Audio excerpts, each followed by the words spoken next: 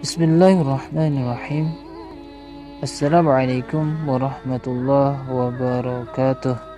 Di hari ini saya akan memberitahu kepada kalian semua tentang pelaksanaan ibadah haji tahun 2020 resmi ditiadakan. Pemerintah Indonesia melalui Kementerian Agama menyampaikan peniadaan ini terkait pandemi virus corona yang masih melanda di tanah air maupun Saudi Arabia. Pemerintah tidak akan memberangkatkan haji 2020, kata Menteri Agama Fahrul Razi. Berikut ini penyampaian resmi pemerintah Indonesia melalui Kementerian Agama Indonesia. Bismillahirrahmanirrahim. Assalamualaikum warahmatullahi wabarakatuh. Yang kami hormati Ketua Komisi 8 DPR RI, Bapak Wakil Menteri Agama, Bapak Sekjen Kementerian Kesehatan Republik Indonesia, Bapak Dirjen PHU Kementerian Agama, dan teman-teman jurnalis. Masih dalam suasana Idul Fitri, saya menyampaikan minal aidin, mohon maaf lahir dan batin. Pertama-tama, alhamdulillah, puji dan syukur kita panjatkan kehadirat Allah Subhanahu wa Ta'ala, Tuhan yang Maha Esa, atas rahmat dan karunia-Nya, sehingga di tengah pandemi COVID-19, kita tetap dapat melaksanakan tugas-tugas kita dengan baik. Teman-teman jurnalis semua, sebagaimana kita ketahui, pandemi COVID-19 yang sejak awal Maret juga melanda Indonesia, telah berdampak pada berbagai aspek kehidupan, termasuk layanan sosial keagamaan di bidang penyelenggaraan ibadah haji. Kementerian Agama lalu membentuk Pusat Krisis Haji 2020 melalui keputusan Menteri Agama nomor 392 tahun 2020 yang diberi mandat untuk merancang, menyusun, dan mengkoordinasikan mitigasi krisis pada penyelenggaraan ibadah haji tahun 2020 ini. Tim ini telah menyusun dokumen lengkap skenario mitigasi penyelenggaraan ibadah haji yang disusun mengikuti perkembangan dan dinamika COVID-19, baik di Arab Saudi maupun di Indonesia. Hingga April, 3 skema penyelenggaraan ibadah haji disiapkan. Pertama, haji diselenggarakan secara normal sesuai kuota. Kedua, haji diselenggarakan dengan pembatasan kuota. Dan ketiga, penyelenggaraan haji tahun ini dibatalkan. Bersamaan itu, sejumlah layanan haji di dalam negeri tetap dilaksanakan, seperti manasik haji secara daring dan pelunasan BP dengan menerapkan protokol penanganan COVID-19. Untuk layanan haji di luar negeri, kontrak layanan akomodasi, transportasi, dan catering juga dipersiapkan. Hanya saja belum dilakukan pembayaran uang muka sesuai pertimbangan keamanan dan juga atas permintaan dari pihak Arab Saudi. Memasuki bulan Mei, karena waktu semakin mepet, tim fokus mematangkan 2 opsi saja, yakni penyelenggaraan haji dengan pembatasan lebih kurang 50% dan pembatalan keberangkatan jemaah haji. Sebab tanggal 26 Juni telah disepakati sebagai terjadwal sebagai pemberangkatan awal jemaah haji Indonesia tahun 1941 Hijriah 2020 Masehi.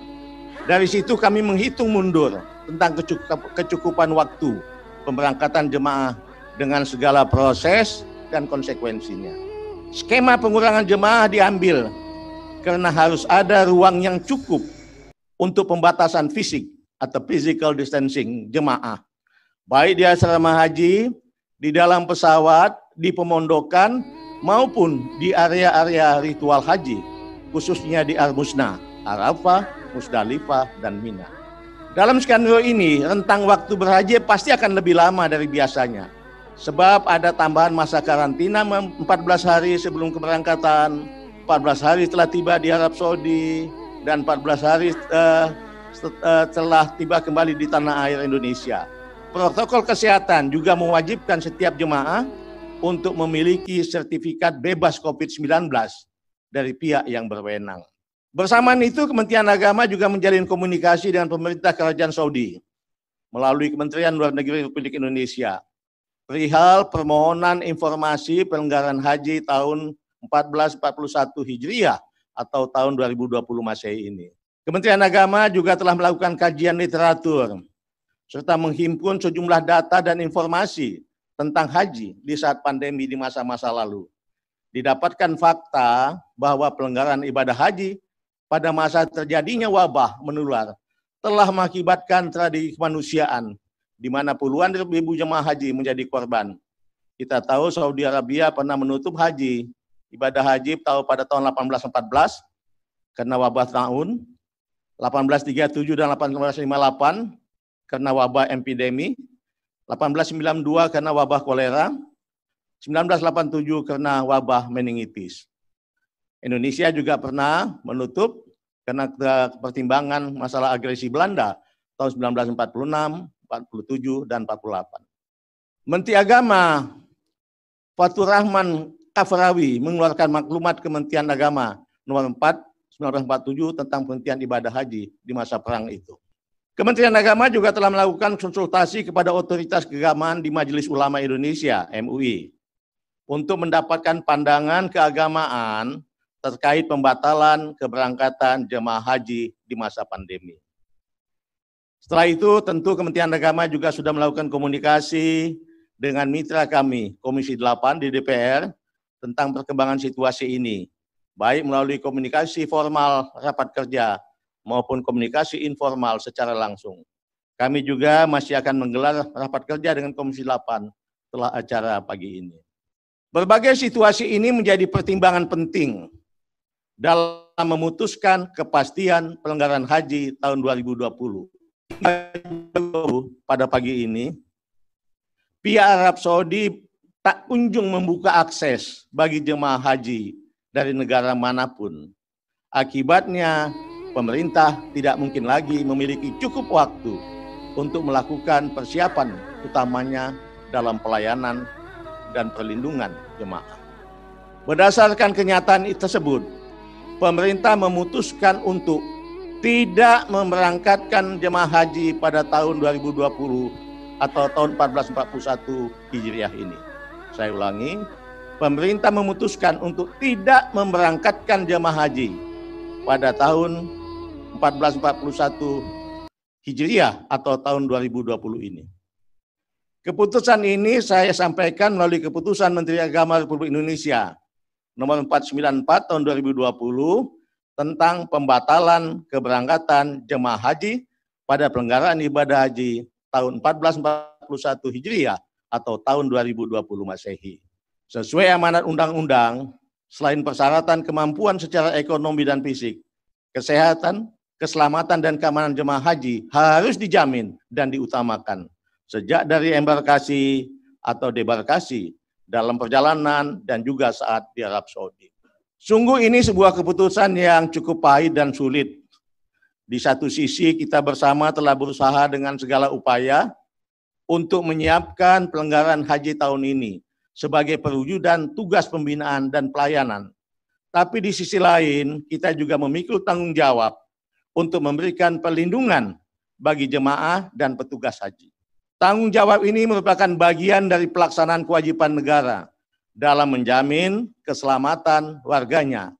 Risiko keselamatan dan kemanusiaan menjadi prioritas pertimbangan kami di masa pandemi ini. Selain itu, juga risiko ibadah yang sangat mungkin terganggu jika haji diselenggarakan dalam situasi masih bertambahnya kasus positif COVID-19 di Arab Saudi dan juga di Indonesia. Keputusan yang pahit ini kita yakini paling tepat dan paling maslahat bagi jemaah dan petugas kita semua.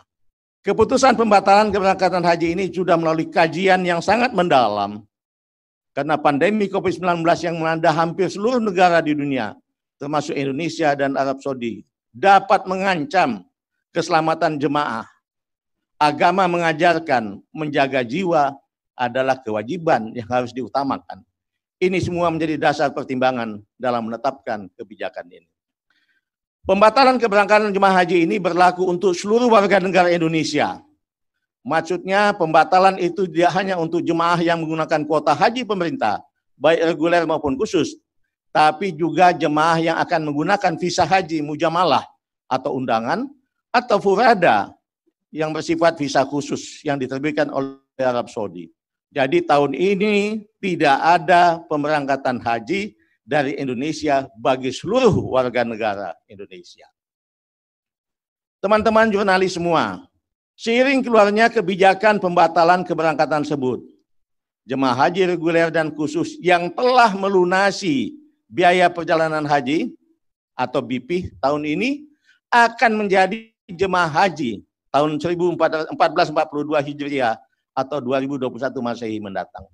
Setoran pelunasan BP yang dibayarkan akan disimpan dan dikelola secara terpisah oleh Badan Pengelola Keuangan Haji. Nilai manfaatnya akan diberikan oleh BPKH atau Badan Pengelola Keuangan Haji kepada jemaah haji paling lambat 30 hari sebelum pemberangkatan kloter pertama penyelenggaraan haji tahun 1442 Hijriah atau 2021 Masehi mendatang. Ini saya garis bawahi, pemanfaatan diberikan kepada perorangan. Kenapa? Karena nilai pelunasan BP itu tidak sama.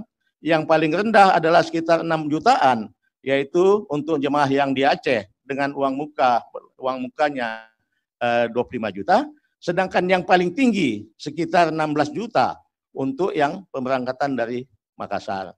Jadi antara 6 juta sampai 16 juta. Jadi variasinya cukup banyak, oleh sebab itu saya garis bawahi, nilai manfaatnya itu diberikan kembali kepada mereka berdasarkan jumlah pelunasan BP yang dia bayarkan. Namun juga setoran pelunasan BP itu juga dapat diminta kembali oleh jemaah haji yang bersangkutan kalau memang dia butuhkan. Silakan bisa diatur dan kami akan mendukung itu semua dengan sebaik-baiknya. Bersamaan dengan terbitnya KMA ini, petugas haji daerah pada penyelenggaraan ibadah haji tahun ini dinyatakan batal. BP yang telah dibayarkan juga akan dikembalikan. Gubernur dapat mengusulkan kembali nama seiring dengan terbitnya KMA ini. BP yang dibayarkan akan dikembalikan. KBIHU dapat mengusulkan nama pembimbing lain atau sama pada penyelenggaraan haji mendatang. Jadi ulangi, KBPAU dapat mengusulkan nama pembimbing pada penyelenggaraan haji mendatang.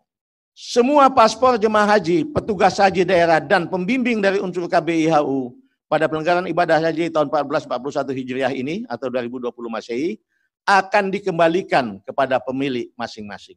Semua hal teknis terkait konsekuensi dari keputusan ini sudah dipersiapkan secara detail.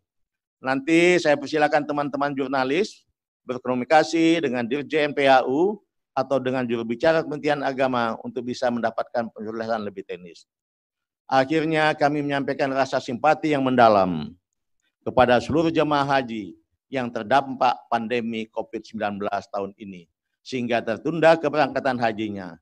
Ini semua tentu sudah kehendak Allah Subhanahu wa Ta'ala. Sebagai umat beragama, kita yakin bahwa apa yang kita inginkan belum tentu yang terbaik. Di hadapannya demikian pula apa yang tidak kita inginkan bisa jadi itulah yang terbaik buat hambanya kita semua ini. Mari kita menerima keadaan ini dengan ikhlas. Saya berdoa agar ujian COVID-19 ini segera usai. Amin ya rabbal alamin. Billahi taufiq wal hidayah. Wassalamualaikum warahmatullahi wabarakatuh. Terima kasih. Baiklah, hanya ini informasi yang saya bisa sampaikan kepada kalian semua. Semoga informasi ini bermanfaat. Dan jangan lupa dukung channel ini dengan cara like, kemudian subscribe, dan aktifkan tombol loncengnya biar tidak ketinggalan video-video selanjutnya. Assalamualaikum warahmatullahi wabarakatuh.